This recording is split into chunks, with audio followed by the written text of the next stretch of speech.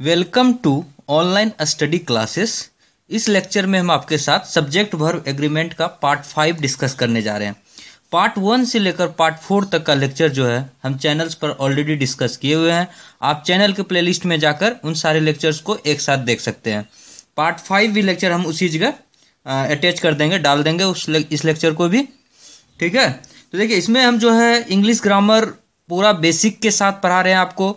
आप जो है देख सकते हैं हमारे चैनल्स के प्लेलिस्ट पे आर्टिकल्स का वीडियो हमने कंप्लीट कर दिया है, उसका लेक्चर आप उन सारे भी जो वीडियोज को देख सकते हैं। नाउन एंड केसेस का कंप्लीट कर दिया है, नाउन एंड नंबर्स का कंप्लीट कर दिया है, कंजंक्शन कंप्लीट कर दिया है।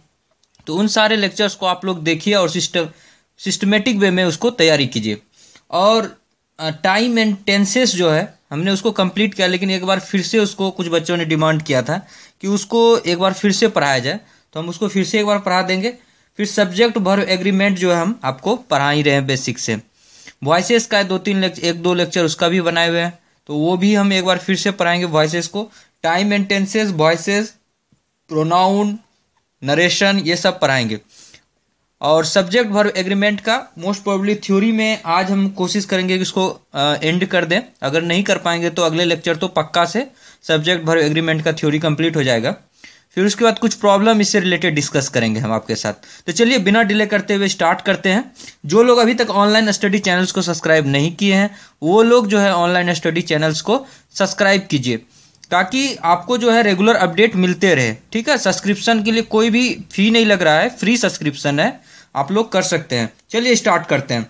देखिए पिछला जो पार्ट 4 था उसमें हमने लास्ट रूल जो डिस्कस किया था, 15th नंबर रूल था वो। उसमें हमने आपको बताया था कि अगर some of, all of, enough, most of, lots of, a lot of, plenty of, इसके बाद अगर जहां नाउन यूज होता है और वो नाउन अगर काउंटेबल नाउन है तो वो नाउन प्लूरल होगा। ठीक है, उसके बाद वर्ब भी प्लूरल यूज किया जाएगा।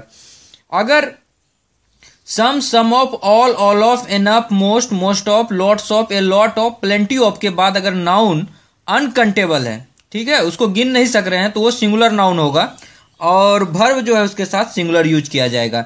हमने आपको एग्जांपल दिया था कि ऑल मेन, MEN यूज किए थे, all men are mortal.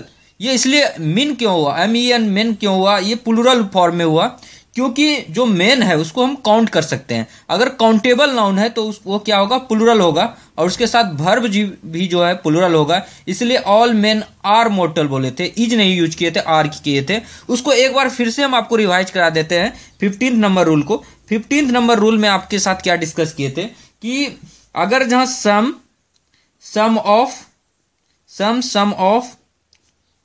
All of, enough, most of,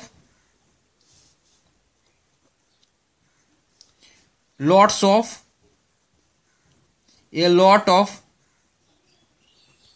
plenty of, इसके बाद इतने सारे वर्ड अगर यूज किए गए हैं सब्जेक्ट के रूप में, सम यूज किया गया है या सम ऑफ किया गया, all of, enough, most of, lots of, a lot of, plenty of, इसके बाद जो है अगर जहां आपका नाउन यूज हुआ है, इसमें देखिए दो पार्ट में ये डिवाइड हो जाएगा।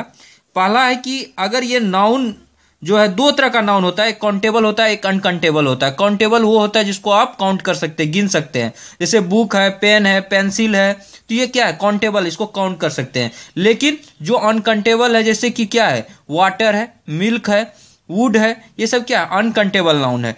तो नाउन अगर ये काउंटेबल नाउन है, अगर गिनती वाचक संख्या है, इसको आप गिन सकते हैं। नाउन अगर काउंटेबल नाउन है तो ये क्या होगा, आपका प्लूरल फॉर्म में यूज होगा।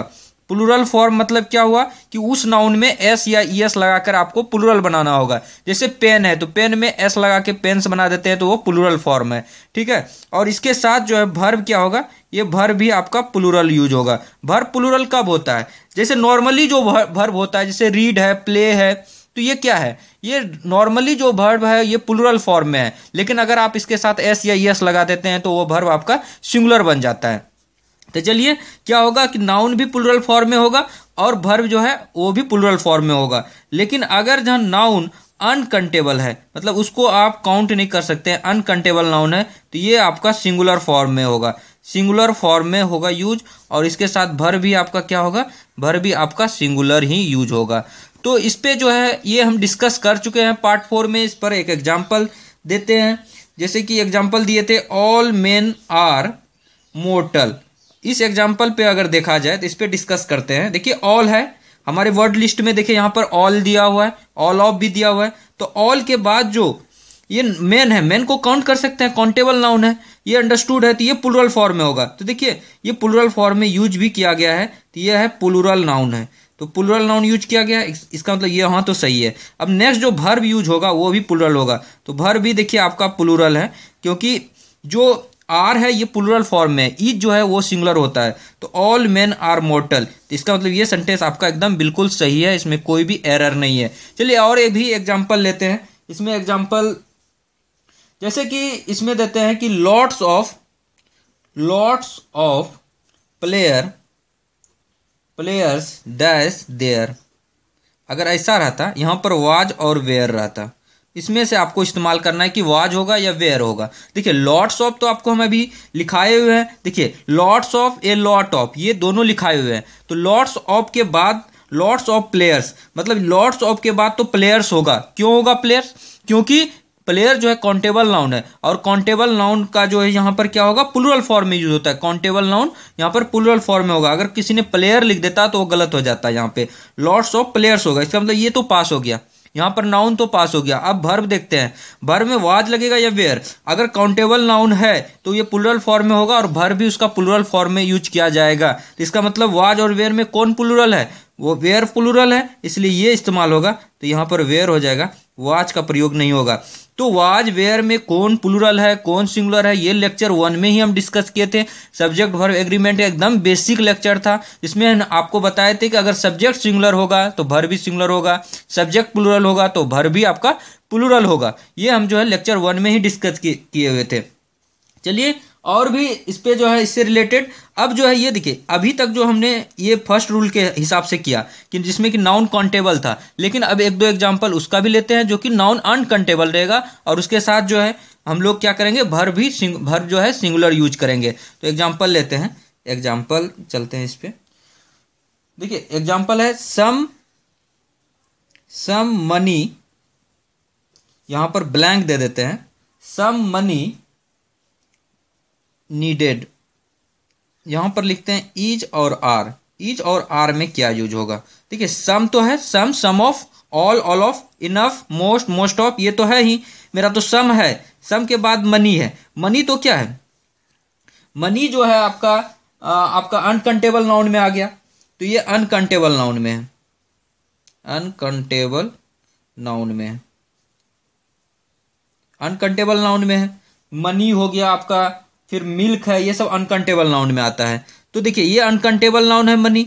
अब देखिए ईच और आर में क्या होगा, अगर ये अनकाउंटेबल नाउन में है तो ये क्या है, सिंगुलर फॉर्म में यूज होगा, तो सिंगुलर में यूज है, ये सिंगुलर नाउन है मनी। उसके बाद जो वर्ब यूज होगा वो भी आपका सिंगुलर होगा, तो ईच और आर में क्या होगा, ईच होगा, तो ईच जो है आपका सिंगुलर है, आर जो है यहाँ पे इस्तेमाल नहीं होगा। तो यहाँ पर क्या होगा, सम मनी इज नीडेड होगा, ये एकदम सही सेंटेंस हो जाएगा। अगर किसी ने लिखा रहता सम मनी आर नीडेड तो वो गलत होता। तो आपको कॉमन एरर में इसी तरह का क्वेश्चन किया जाता है कि वहां पर जो है आपको यहाँ जहां इज होगा वहां पर आर का इस्तेमाल करके आपसे क्वेश्चन पूछ लिया जाता है। चलिए एक और एग्जाम्पल लेते हैं इससे रिलेटेड, आपको और बेटर अंडरस्टैंडिंग हो। एक एग्जाम्पल और लेते हैं, lots of milk, lots of milk is available. अगर ये रहता sentence, lots of milk is available, देखिए लॉट्स ऑफ के बाद जो है मिल्क है, मिल्क क्या है, अनकाउंटेबल है, तो इसके बाद जो मतलब अनकाउंटेबल रहेगा तो ये सिंगुलर नाउन है, ये सिंगुलर नाउन है, तो वर्ब भी क्या होगा आपका, सिंगुलर वर्ब होगा। तो यहाँ पर देखिए ईज जो है एक सिंगुलर वर्ब है, तो यहाँ पर सिंगुलर वर्ब का इस्तेमाल हुआ है, इसका मतलब ये सेंटेंस आपका एकदम एब्सोल्युटली करेक्ट है, किसी भी तरह का कोई इसमें एरर नहीं है। तो lots of milk is available, ये एकदम सही है। चलिए अब रूल नंबर 16 देखते हैं और जल्दी जल्दी इसको कवर करेंगे पूरा।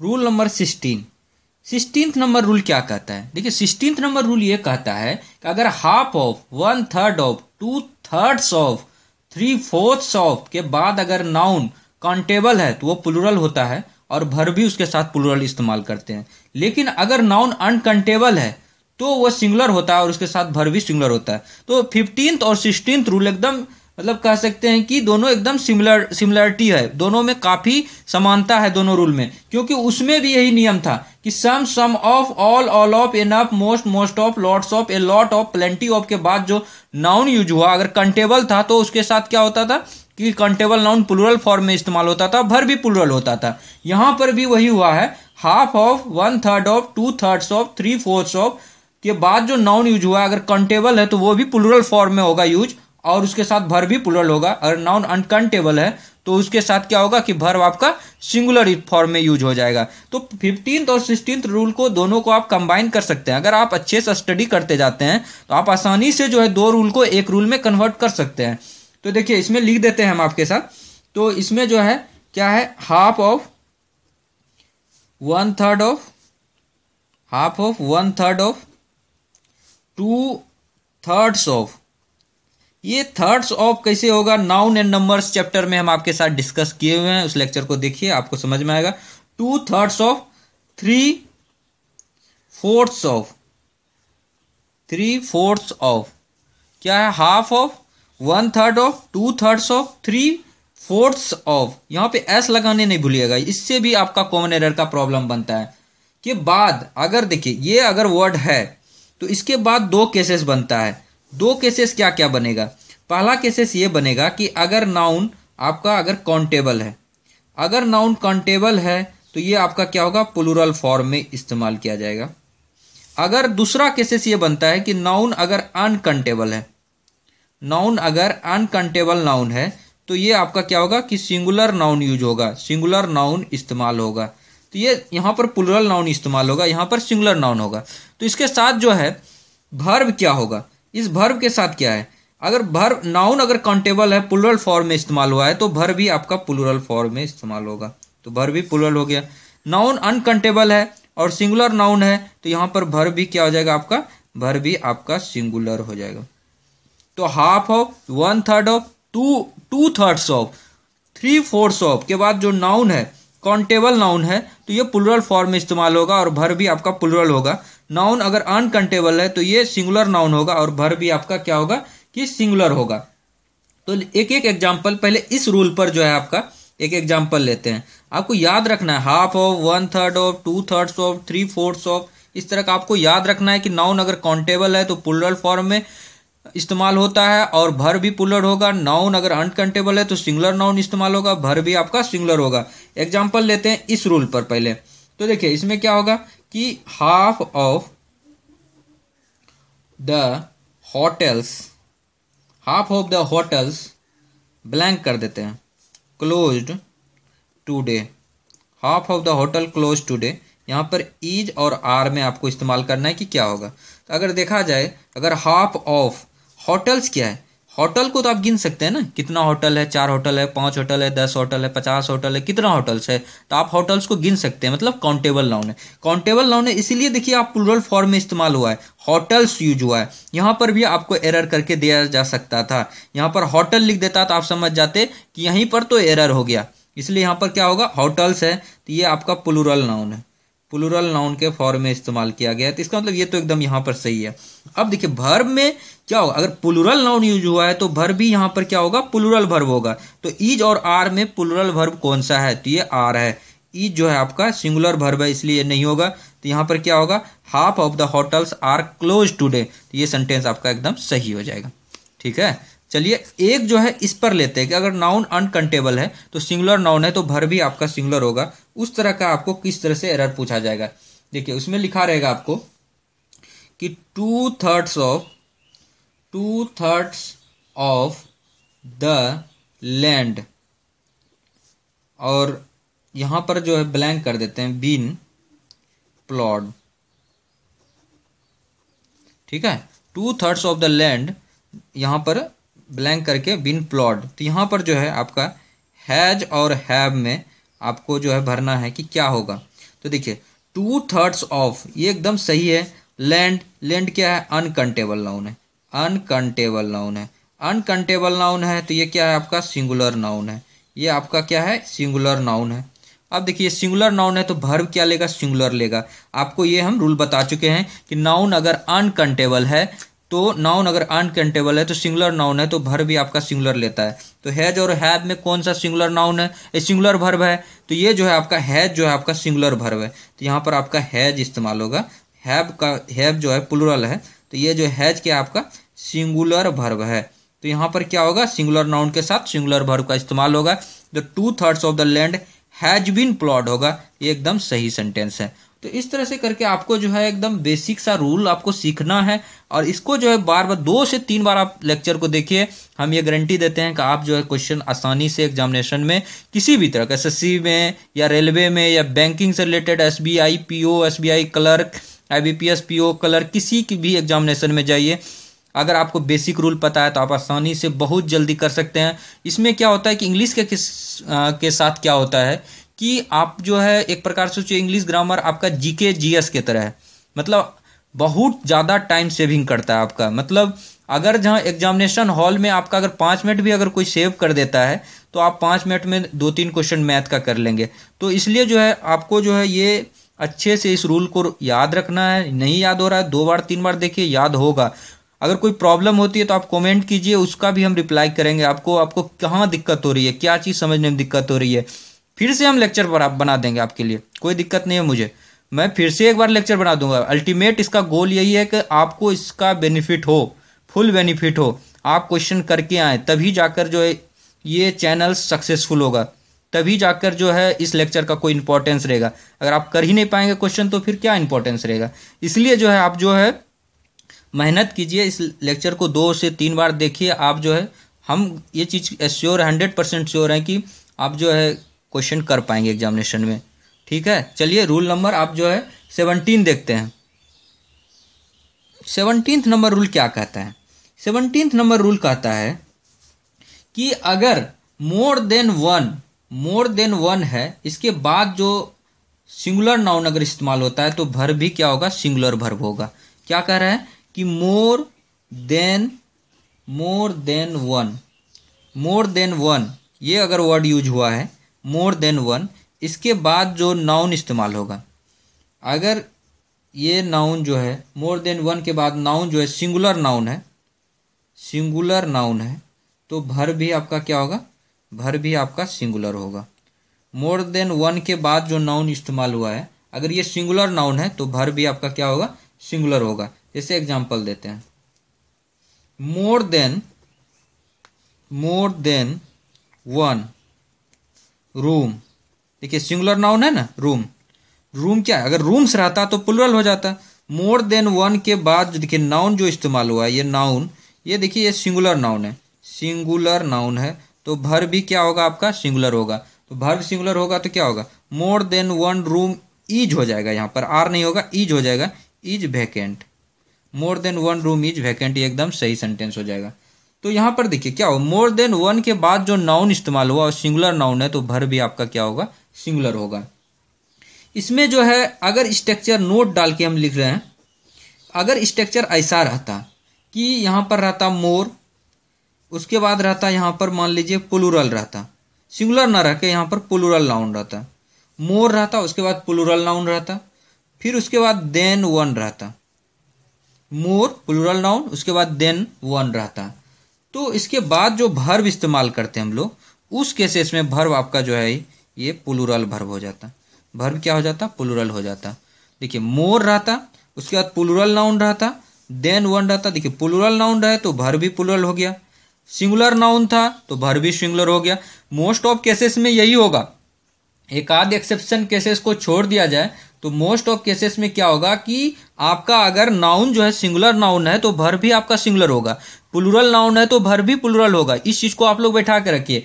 1-2 केसेस में ऐसा हुआ है कि जैसे द नंबर ऑफ के बाद जो नाउन अगर प्लुरल है लेकिन वर्ब क्या होता है, नाउन प्लुरल होता है लेकिन वर्ब सिंगुलर होता है। द नंबर ऑफ के बाद जो है नाउन प्लुरल होता है लेकिन वर्ब सिंगुलर होता है, वो एक्सेप्शन है, एक्सेप्शन केसेस है। लेकिन मोस्ट ऑफ केसेस में क्या हुआ, जैसे a number of, a large number of के बाद नाउन प्लुरल हुआ तो वर्ब भी प्लुरल हो गया। Many, a great many, a good many के बाद जो है नाउन प्लुरल हुआ, वर्ब भी आपका प्लुरल हो गया था। याद है ना, बहुत both of, a few of, many of के बाद नाउन या प्रोनाउन प्लूरल हुआ तो भर भी आपका प्लूरल हो गया था। ये सब रूल आपको हम डिस्कस किए हुए हैं पिछले लेक्चर में। तो वो उसी तरह का ये भी है। देखिए मोर देन वन के बाद नाउन सिंगुलर हुआ तो भर भी सिंगुलर हो गया। मोर के बाद प्लूरल नाउन इस्तेमाल हुआ तो भर भी आपका प्लूरल हो गया। तो क्या है बेसिक रूल आप ये बना सकते हैं, ये रूल बना सकते हैं कि आपका देखिए कि मोस्ट ऑफ केसेस में जनरली लिख सकते हैं कि जनरली क्या होता है कि अगर सिंगुलर नाउन होता है तो भर भी आपका सिंगुलर होता है लगभग 90% केसेस में। लेकिन 10% केसेस में ऐसा भी होता है, जैसे द नंबर ऑफ के बाद क्या हुआ था कि आपका नाउन प्लूरल हुआ था लेकिन भर्ब आपका सिंगुलर हो गया था, तो वो एक्सेप्शन का केसेस है। इसलिए जो है आप इसको याद रखिएगा। आप ज़्यादा रूल आपको मतलब इसी तरह का रहेगा कि प्लूरल नाउन के साथ भर्ब आपका प्लूरल होगा। एग्जाम्पल लेते हैं इस पे। एग्जाम्पल है कि मोर टीचर्स देन वन, यहाँ पर ब्लैंक कर देते हैं लेट। यहाँ पर इज और आर में आपको फिलअप करना है कि क्या होगा, ठीक है। मोर टीचर देन वन, मोर देखिए मोर है यहाँ पर, देखिए स्ट्रक्चर मेरा सेम कर रहा है, मोर आ गया, प्लूरल नाउन टीचर्स, इसका मतलब सही है ये। देन वन भी आ गया, भर्ब आपका प्लूरल होना चाहिए। तो भर्ब आपका इज और आर में प्लूरल भर्ब कौन सा है, आर है। आर जो आपका प्लूरल भर्ब है तो यहाँ पर क्या होगा, आर होगा।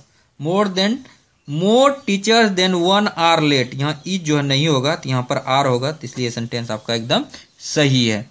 तो इस तरह से कर जो है आपको तैयारी करना है, अच्छे से याद रखना है। चलिए नेक्स्ट चलते हैं, रूल नंबर 18।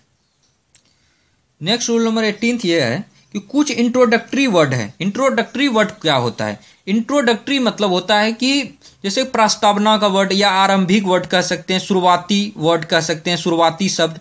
तो आप लोग सुने होंगे कि एक राजा था, देयर वाज ए किंग। तो इसमें क्या होता है कि देयर जो है आपका एक इंट्रोडक्टरी वर्ड के रूप में इस्तेमाल हो रहा है, मतलब इंट्रोडक्शन के रूप में, आरंभिक शुरुआती वर्ड के रूप में। तो अगर जहाँ देयर और इट ये दोनों जो है आरंभिक वर्ड के रूप में यूज किया जाता है, लेकिन अगर देयर और इट दोनों के साथ क्या होता है कि देयर में क्या होता है कि उसके बाद जो नाउन आता है, नाउन या प्रोनाउन जो भी आता है उसके अनुसार से उसके आगे जो है भर्ब का इस्तेमाल किया जाता है। जो देयर है, देयर के साथ क्या होता है कि उसके बाद जो नाउन या प्रोनाउन आता है उसके अनुसार से देयर, जैसे कि देयर वाज ए किंग लिखना है तो एक किंग है तो एक किंग के अनुसार से वाज लगेगा या वेयर लगेगा वो डिसाइड करते हैं। लेकिन इट के साथ, इट भी एक इंट्रोडक्टरी वर्ड है, इंट्रोडक्टरी सब्जेक्ट है, आरंभिक सब्जेक्ट है। तो उसमें क्या होता है कि इट के साथ जो हमेशा जो भर्ब होता है वो हमेशा सिंगुलर भर्ब इस्तेमाल होता है।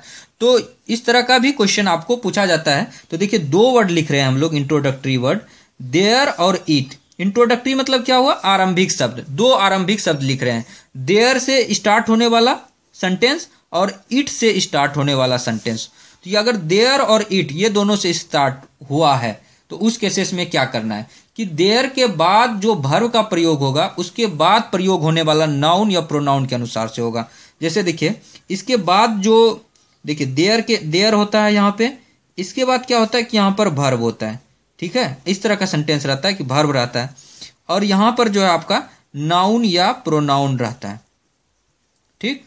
तो देखिए ये नाउन या प्रोनाउन कैसा है, अगर सिंगुलर है तो यहाँ पर भी भर्ब सिंगुलर होगा। अगर ये नाउन या प्रोनाउन प्लूरल फॉर्म में है तो भर्ब आपका मतलब क्या कह सकते हैं कि ये भर्ब जो है इस पर निर्भर करता है, ये भर्ब जो है आपका इस पर निर्भर करता है। तो कहना क्या चाह रहे हैं हम, कहना ये चाह रहे हैं कि अगर ये सिंगुलर होगा तो ऑटोमेटिकली जो है ये भी सिंगुलर हो जाएगा। अगर ये प्लूरल होगा, अगर ये प्लूरल नाउन होगा, प्लूरल संज्ञा होगा, बहुवचन संज्ञा होगा तो भर्ब भी आपका बहुवचन में हो जाएगा, प्लूरल भर्ब इस्तेमाल होगा, प्लूरल भर्ब हो जाएगा। तो मतलब इस पर कंप्लीट निर्भर करता है। इसलिए एरो देखिए यहीं से लेकर इस इधर लगाए हैं। क्यों लगाए हैं, इसलिए लगाए हैं क्योंकि इसी नाउन या प्रोनाउन पर जो है ये भर्ब निर्भर करता है देयर के केसेस में, ठीक है। जैसे एग्जाम्पल लेके देते हैं आपको, एग्जाम्पल दिखाते हैं। जैसे अगर लिखा रहता कि देयर यहाँ पर ब्लैंक कर देते हैं, एक किंग लिखा रहता, यहाँ पर लिख देते हैं वाज या वेयर में से आपको फिलअप करना है। तो यहाँ पर देयर वाज ए किंग होगा या देयर वेयर ए किंग होगा, तो इस पर किस पे निर्भर करेगा, तो ए किंग पर निर्भर करेगा, इस नाउन पर निर्भर करेगा। यहाँ जो भी नाउन या प्रोनाउन निर्भर होगा उसी पर निर्भर करेगा कि यहाँ पर क्या वर्ब होगा। तो देखिए ए किंग है यहाँ पे, तो ये क्या है आपका सिंगुलर नाउन है, तो ये सिंगुलर नाउन है, तो आपका क्या होगा, वर्ब भी आपका सिंगुलर होगा। तो वाज क्या है आपका, वाज आपका सिंगुलर वर्ब है, वाज क्या है सिंगुलर वर्ब है। वेयर क्या है आपका प्लूरल वर्ब है, वेयर क्या है आपका प्लूरल वर्ब है। तो यहाँ पर देखिए सिंगुलर नाउन है तो सिंगुलर वर्ब होगा, तो इसलिए मेरा वाज सही हो गया। तो देयर वाज ए किंग होगा, वेयर वाला नहीं होगा। यहाँ पे क्या होगा, देयर वाज ए किंग। एक और एग्जाम्पल लेते हैं, इसको और अच्छे से समझेंगे। देखिए एक और एग्जाम्पल में जैसे लिखा रहता there there were two kings, there were two kings. अगर इसको देखें ये सेंटेंस सही है या गलत है, अगर गलत है तो कुछ मॉडिफिकेशन कर देंगे हम लोग, सही बनाएंगे उसको।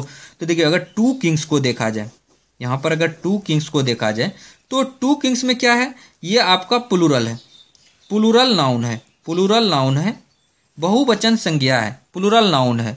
तो देखिए इसके अनुसार से यहाँ पे वर्ब होगा, तो ये भी प्लूरल वर्ब होगा। तो वेयर जो है आपका क्या है, प्लूरल वर्ब है। इसका मतलब है कि ये सेंटेंस आपका एकदम बिल्कुल 100% सही है। तो देयर वेयर टू किंग्स होगा, ये सेंटेंस एकदम सही है, इसमें कोई भी तरह का गलती नहीं है। अब चलते हैं इट के बारे में जानते हैं कि इट में क्या है। तो इट के केसेस में बहुत ही आसान है, उसमें इस तरह का कोई भी नहीं है कि इसको देखना है। इट के साथ देखिए दो इंट्रोडक्टरी वर्ड हम डिस्कस कर रहे हैं, देयर डिस्कस कर चुके हैं। इट के केसेस में देखिए क्या होता है कि इट के बाद जो वर्ब यूज होगा, इसके बाद जो वर्ब इस्तेमाल होगा, ये हमेशा जो है आपका सिंगुलर होगा। ऑलवेज, ऑलवेज हमेशा लिख दिए, ऑलवेज जो है हमेशा, हमेशा जो है वर्ब सिंगुलर होगा।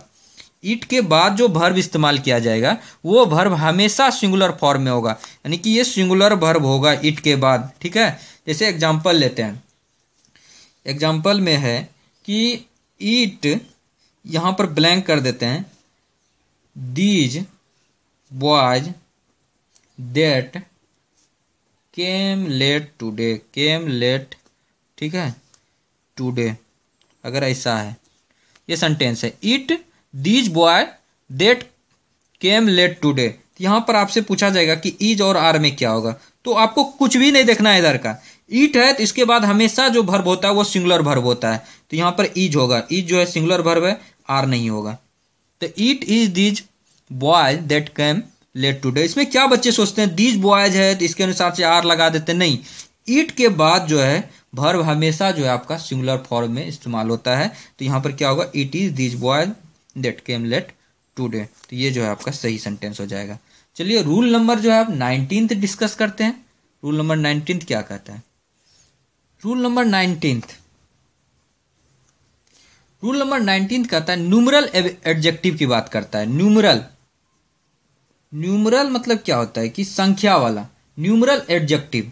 न्यूमरल एडजेक्टिव का क्या मतलब है, देखिए एडजेक्टिव मतलब होता है विशेषण, जो विशेषता बताता है। जैसे कि नोट का अगर विशेषता बताना है तो क्या बताएंगे, 100 रुपी, 100 जो रुपी है ये आपका न्यूमरल एडजेक्टिव है, क्योंकि नंबर देखिए 100 रुपया, 200 रुपये, ठीक है। तो ये जो 200 रुपये है ये क्या है, आपका न्यूमरल एडजेक्टिव है, न्यूमरल विशेषण है, विशेषता बता रहा है आपका। तो न्यूमरल एडजेक्टिव में क्या होता है कि अगर न्यूमरल एडजेक्टिव है उसके बाद जो है प्लूरल नाउन है, न्यूमरल एडजेक्टिव है उसके बाद जो है प्लूरल नाउन है, और इससे जो है आपका numeral adjective plus plural noun. Numeral adjective समझ में आया, जैसे 100 rupee, 200 rupees, 2000 rupees, 10 tons of coal. तो ये जो है 10 टन्स ऑफ, ये जो है आपका क्या है कि एक न्यूमरल एडजेक्टिव है, मतलब संख्या वाला विशेषता है, संख्या के रूप में विशेषता बता रहा है। नोट का विशेषता बता रहा है कि ये 100 रुपी नोट है, नोट का विशेषता 100 रुपी बताया, तो ये क्या है न्यूमरल एडजेक्टिव। न्यूमरल एडजेक्टिव हम डिस्कस किए हुए हैं नाउन एंड नंबर में, आप उसको देखिएगा उस लेक्चर को। देखिए न्यूमरल एडजेक्टिव है और उसके साथ जो है अगर प्लूरल नाउन है, और इससे जो है ये दोनों मिलकर जो है किसी निश्चित राशि, एकदम निश्चित राशि जो है फिक्स राशि, निश्चित राशि या दूरी, वजन या ऊंचाई, अगर numeral adjective plus plural noun है, उससे किसी निश्चित राशि या दूरी या निश्चित वजन या निश्चित ऊंचाई का अगर इससे बोध हो रहा है तो आपका क्या होगा कि यहाँ पर जो है वर्ब आपका सिंगुलर हो जाएगा। वर्ब क्या हो जाएगा आपका सिंगुलर वर्ब के रूप में इस्तेमाल हो जाएगा। वर्ब आपका सिंगुलर हो जाएगा। Numeral adjective plus plural noun है उसके साथ, इससे अगर निश्चित जो है फिक्स जो है किसी राशि का या दूरी का या वजन का या ऊंचाई का अगर बोध हो तो आपका क्या होगा कि वर्ब आपका सिंगुलर हो जाएगा। अगर नहीं होगा, निश्चित राशि अलग अलग हो जाएगा, विभिन्न हो जाएगा, राशि का बोध हो जाएगा, तो आपका क्या होगा वर्ब उस केसेस में क्या होगा, तो उस केसेस में वर्ब आपका प्लूरल हो जाएगा। लेकिन अगर निश्चित रहेगा, निश्चित राशि दूरी वजन ऊंचाई होगा तो वर्ब सिंगुलर होगा। अगर निश्चित नहीं रहेगा तो वर्ब आपका प्लूरल हो जाएगा। ठीक है, तो निश्चित रहने पर ही आपका जो है वर्ब सिंगुलर होगा। एग्जाम्पल लेते हैं। एग्जाम्पल क्या कहता है, देखिए एग्जाम्पल अगर लिखते हैं 2000 rupees is a handsome amount. 2000 rupee is a handsome amount अगर ये लिखा हुआ है तो यहाँ पर देखिए 2000 ये क्या बता रहा है, 2000 जो है आपका बता रहा है विशेषण, ये है आपका न्यूमरल एडजेक्टिव है। क्या है ये आपका न्यूमरल एडजेक्टिव है। आपके साथ जो है रुपीज ये आपका क्या है प्लूरल नाउन है, प्लूरल नाउन है। तो इसके साथ क्या होगा कि इसके बाद जो वर्ब इस्तेमाल होगा अगर numeral adjective plus plural noun है, कह रहा है कि 2000 rupee is a handsome amount. मतलब इससे क्या हो रहा है कि एक राशि जो हैंडसम अमाउंट जो है, अमाउंट राशि जो है 2000 रुपी वो अच्छा अमाउंट है।